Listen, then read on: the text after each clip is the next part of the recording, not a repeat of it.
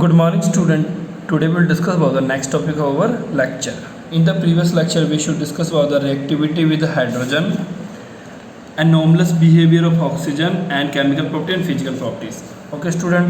And today we'll discuss about the chemical properties, and the second chemical property is reactivity with oxygen. Okay, बच्चे.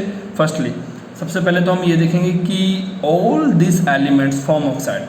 मतलब आप देखो खुद सोचो कि कोई भी मतलब क्या है कि रिएक्टिविटी विद ऑक्सीजन, अगर कोई भी चीज़ ऑक्सीजन से रिएक्ट करेगा तो वो क्या बनाएगा।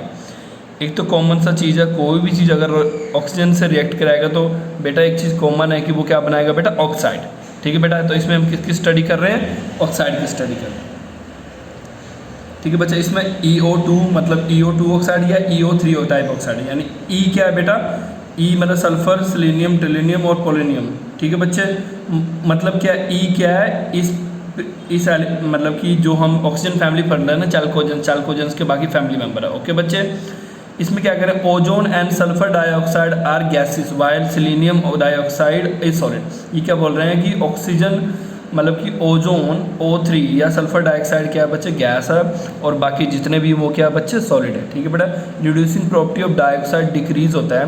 रिड्यूसिंग प्रॉपर्टी आपको एक पता है बेटा, एक होता है ऑक्सीडाइजिंग प्रॉपर्टी, एक होता है रिड्यूस करने का मतलब होता है ऑक्सीजन बाहर निकलना, ऑक्सीडाइज मतलब ऑक्सीजन को अंदर डालना। ठीक है बच्चे, रिएक्शन में तो वो क्या आता है बेटा, रिड्यूसिंग प्रॉपर्टी क्या होता है, डिक्रीज होता है। कहाँ से बेटा, SO2 से TeO2। ठीक है बच्चे, SO2 is reducing while TO2 is oxidizing agent। और एक चीज़ मैं आपको बेटा और क्लियर कर दूं, एक होता है रिडक्शन, एक होता है ऑक्सीडेशन, उसका उल्टा होता है रिड्यूसिंग एजेंट और ऑक्सीडेशन एजेंट। अब आपको ये चीज़ सुन लो, अगर ऑक्सीडेशन का मतलब क्या है कि ऑक्सीजन को ऐड करना उस रिएक्शन में। ठीक है बच्चा, ऑक्सीजन को ऐड करना ऑक्सीडेशन मतलब होता है। बट अगर कोई ऑक्सीडाइजिंग एजेंट है तो ऑक्सीडाइजिंग एजेंट उसका बेटा उल्टा काम करेगा, मतलब ऑक्सीजन निकालेगा। ठीक है बच्चे, तो ऑक्सीडेशन और ऑक्सीडाइजिंग एजेंट में बेटा यही डिफरेंस है कि अब आप इसको ऐसे याद रख सकते हो, ऑक्सीडेशन रिडक्शन याद कर लो,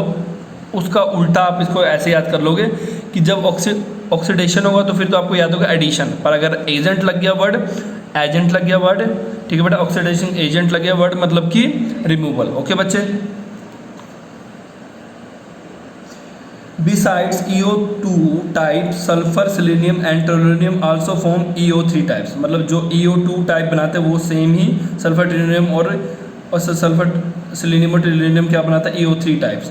बेटा इसका सिंपल एक रीज़न ये भी है कि ये क्यों बनाता है, इसके पीछे बेटा एक रीज़न ये है, सल्फर और बाकी वाले मेंबर में डी के ऑर्बिटल्स होते हैं। एक रीज़न बेटा नॉर्मल, इसमें यहाँ नहीं लिखा है बट आपको बता देता हूँ, इसमें डी के एलिमेंट होते हैं और उसका साइज जो होता है बच्चे बड़ा होता है। ठीक बेटा, बट जो ऑक्सीजन होता है आपको पता ही है वो क्यों नहीं बनाता है, ये तो आपको कॉमन रीज़न है, छोटा साइज है, आयोनेशन एंथैल्पी ज़्यादा है, एब्सेंस ऑफ डी ऑर्बिटल है। ठीक है बच्चे, अब नेक्स्ट देखो बच्चा, और ये क्या बोल रहे हैं, both types of oxide acidic in nature, चाहे EO2 है चाहे EO3 है, दोनों क्या है, एसिडिक इन नेचर।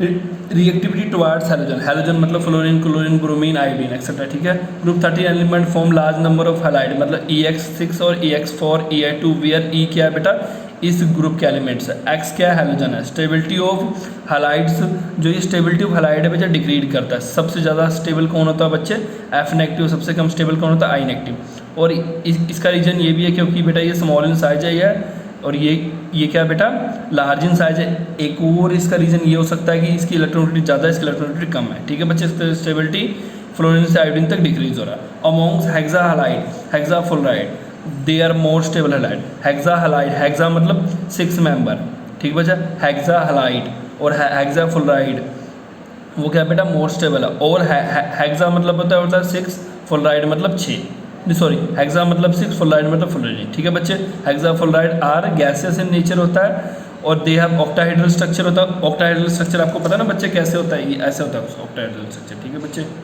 2 बॉन्ड इधर रहता है, ये आपको मैं कोऑर्डिनेशन कराऊंगा ना तभी ये सब चीज़ समझाऊंगा डिटेल्स में। ओके बच्चे,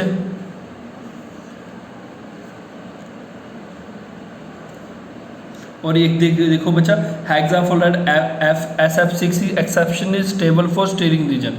अब यहाँ एक क्वेश्चन आ सकता है कि hexafluoride, why hexafluoride is stable as compare to other, तो आप रीजन लिखोगे hexafluoride is stable due to steric reasons. ठीक है बच्चे, ये स्टेरिक रीजन्स करके ये स्टेबल होता है। Okay, among the tetrafluoride SF4 is gas होता है, SeF4 लिक्विड होता है, TeF4 क्या होता है बेटा, सॉलिड होता है। ठीक है बच्चे, ये देख लो, बस मेंबर चेंज हो रहा है, फ्लोरीन सेम है, ये गैस है, ये लिक्विड है, ये सॉलिड है।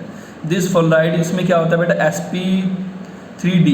अब ये +1 में आपने पढ़ा है हाइब्रिडेशन का टॉपिक्स, तो वहाँ पे आपको पता है S का 1, P का 3 और D का 1 जब ऐड होता है तो sp3d बनाता है। एंड ठीक है बच्चे, और 10 है ट्राइगोनल बाइपिरामिडल स्ट्रक्चर। इसका स्ट्रक्चर क्या होता है बेटा, ट्राइगोनल बाइपिरामिडल स्ट्रक्चर। अगर बच्चे किसी को स्ट्रक्चर नहीं पता तो कोई बात नहीं, जब हम कोऑर्डिनेशन करेंगे तो मैं आपको स्ट्रक्चर के बारे में भी बता दूंगा। ओके बच्चे, which one of the equatorial position is occupied by lone pair, इसके एक इक्वेटोरियल पोजीशन पे लोन पेयर होता है। ठीक है बच्चे, अब मैं आपको वैसे ये बताता हूँ इक्वेटोरियल और एक्सियल पोजीशन क्या होता है। ठीक है बच्चे, जो ये वाला बॉन्ड होता है ना बच्चा, इसे बोलते हैं इक्वेटोरियल बॉन्ड, और ये वाले जो बॉन्ड्स होते हैं ना बच्चे, ये वाले इन्हें बोलते हैं एक्सियल बॉन्ड, और ये होता है इक्वेटोरियल बॉन्ड। ओके बच्चे, इतना आप समझ लो अभी।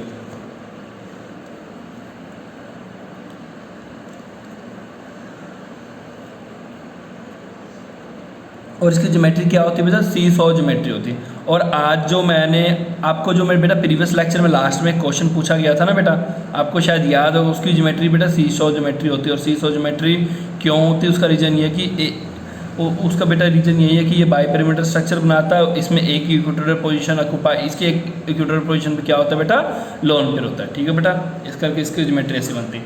All the element except oxygen form dichlorides and dibromide, oxygen को छोड़कर सभी डाइक्लोराइड डाइब्रोमाइड बनाते हैं। दिस डाइहैलाइड, और इसकी sp3 हाइब्रिडेशन होती है। ठीक है बेटा, इसका टेट्राहेड्रल स्ट्रक्चर होता है। और दे वेलना, इन्हें मोनोहैलाइड बोलते हैं, ये मोनोहैलाइड होता है। और यही क्या होता है बेटा, डायमेरिक नेचर होता है। ठीक है बच्चा, डायमेरिक नेचर हम दूसरे लेक्चर मतलब कि आपके कुछ जो चैप्टर है ना थोड़े बाद के, अब आई थिंक 14 चैप्टर है, उसमें हम इसके बारे में पढ़ेंगे ये क्या होता है थोड़ा डिटेल में। ठीक है बच्चे, एग्जाम्पल के तौर पे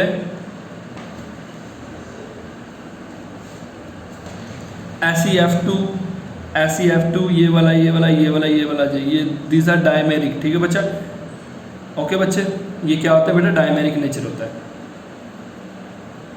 अब देखो बच्चे, अभी यहाँ पे एक क्वेश्चन आ गया, H2S लेस स्टेबल होता है देन ये क्यों होता है, ये पता क्यों होता है, due to decrease bond EH dissociation enthalpy. Decrease bond dissociation energy क्या होता है, डिक्रीज होता जाता है। सल्फर से कहाँ था, टिलिनियम से, इस करके क्या होता है बच्चा, Sd कैरेक्टर डिक्रीज होता जाता है, जिस करके क्या होता है बच्चे,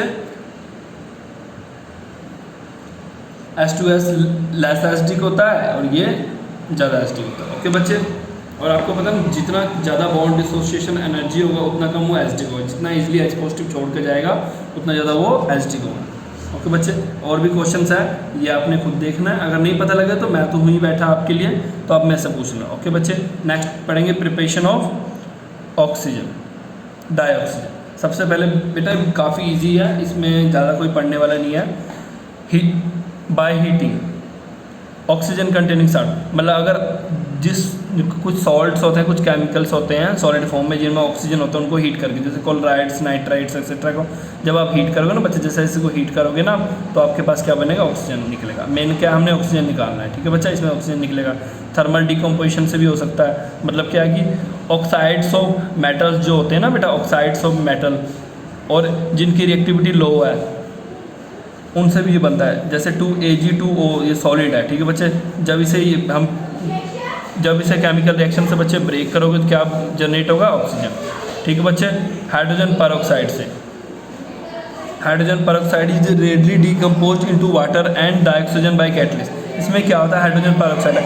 हाइड्रोजन परऑक्साइड का मतलब आपको पता ना, 2H2O2 को हाइड्रोजन परऑक्साइड बोलते हैं। ठीक है बच्चे, इसका मतलब क्या है कि जब भी इसका हम रिएक्शन करेंगे ना बच्चे, ये किस में टूटेगा, वाटर में और ऑक्सीजन में। ठीक है बच्चे, और इसको लार्ज स्केल में हम, और इसको अगर इंडस्ट्री में प्रिपेयर करना है तो dioxygen is obtain from air by first removing carbon. अब देखो इंडस्ट्री में प्रिपेयर करने के लिए क्या करते हैं, सबसे पहले एयर में से आपको पता है जो हॉस्पिटल्स में सिलेंडर होते हैं ना वो प्योर ऑक्सीजन होता है। इसका मतलब क्या होता है, पहले उसमें से कार्बन डाइऑक्साइड रिमूव करते हैं, फिर उसमें से वाटर वेपर रिमूव करते हैं, देन वेरियस प्रोसेसेस होते हैं और उसमें से लास्ट में क्या बचता है, प्योर एयर।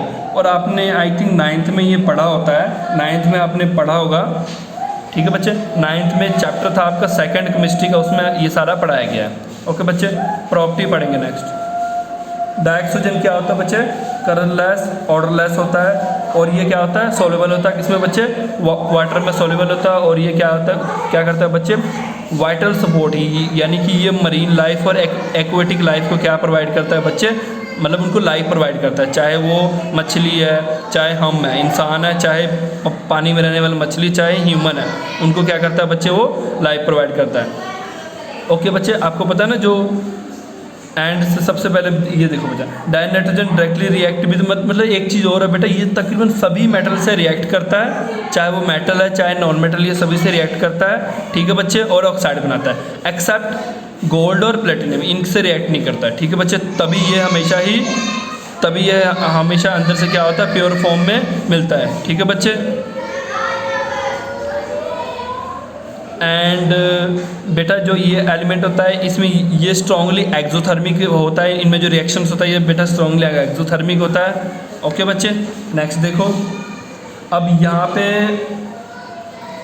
बच्चे, यहाँ पे आप देख लो, अगर आपने एक ऑक्सीजन के बॉन्ड को तोड़ना तो आप खुद देखो कितना ज़्यादा एनर्जी आपको चाहिए। 493 केल्विन किलो जॉल, सॉरी 419 किलो जॉल पर मोल एनर्जी चाहिए अगर एक ऑक्सीजन बॉन्ड को तोड़ना है। और यहाँ some reaction of dioxygen with metal, non metal and other compound, ये देखो बेटा ये है, जब भी कोई मेटल रिएक्ट करता है तो हमारे पास ये प्रोडक्ट्स आते हैं। ओके बच्चे, एंड एक चीज़ और बच्चे, इसके यूजेस बेटा आपने खुद कर लेना है, ये इजी है, ठीक है। अगर फिर भी ना कुछ पता लगे तो मेरे से पूछ लेना।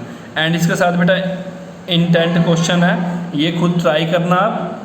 Okay, in the next lecture हम बेटा पढ़ेंगे सिंपल ऑक्साइड्स एक्सेट्रा पढ़ेंगे। ओके बच्चे, थैंक यू फॉर टुडे।